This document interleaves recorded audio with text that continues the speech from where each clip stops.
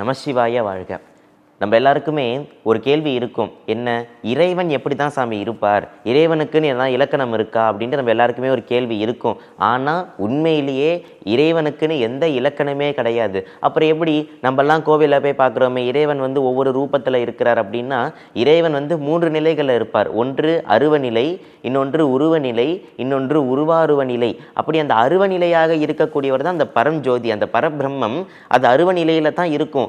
அப்போ அந்த அருவநிலையில் இருக்கக்கூடிய பரபிரம்மம் அந்த பர்டிகுலர் இறைவனின் மூலியமாக அந்த பரம்பொருள் நமக்கு அனுகிரகம் பண்ணது. இப்பொழுது எனக்கு பிரியமான தெய்வம் விநாயக பெருமான், எனக்கு ரொம்ப பிடித்த தெய்வம் அப்படின்னா, விநாயக பெருமானின் ஊடாக அந்த பரம்பொருள் எனக்கு அனுகிரகம் பண்ணும்.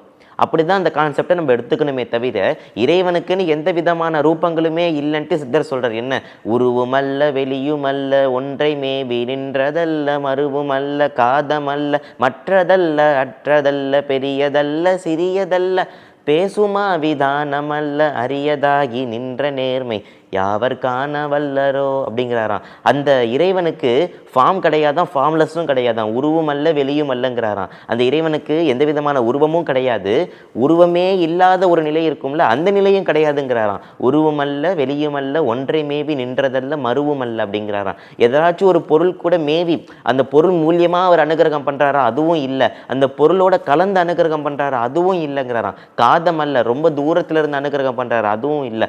மற்றதல்ல அற்றதல்ல, இதுவும் அல்ல அதுவும் அல்ல. என்ன, பெரியதல்ல சிறியதல்ல பேசுமா விதானம் அல்ல. அதாவது எந்த விதமான அளவுகளுக்கும் அப்பாற்பட்டவர் இறைவன்.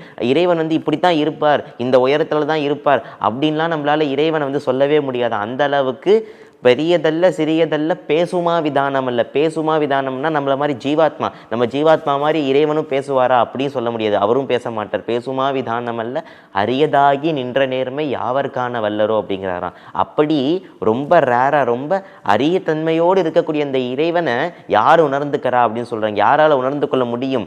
தனக்குள்ள தேடணும், செல்ஃப் ரியலைசேஷன் தான். நமக்குள்ளதான் அந்த பரபிரம்மம் இருக்குன்ட்டு அந்த இறைவனை நமக்குள்ள நம்ம தேடணும்னா கண்டிப்பா அந்த இறைவன் நம்மளுக்கு காட்சி தருவார். அதைத்தான் வள்ளலார் வந்து அருட்பெருஞ்சோதி வழியாக அந்த கண்ணாடி மூலியமாக இருந்து கண்ணாடியில் அந்த ஜோதி ரூபமாக இறைவனை கண்டார்னு வருதில்ல, நம்ம படிக்கிறோம். அந்த மாதிரி வந்து தனக்குள்ள நம்ம தேடணும் அப்படின்னா, நமக்குள்ள தேடணும்னா இறைவன் கண்டிப்பாக காட்சி தருவார். அந்த பெரிய உண்மையை சித்தர் இந்த பாடல்ல சொல்றார். நற்றுணையாவது நமசிவாயவே.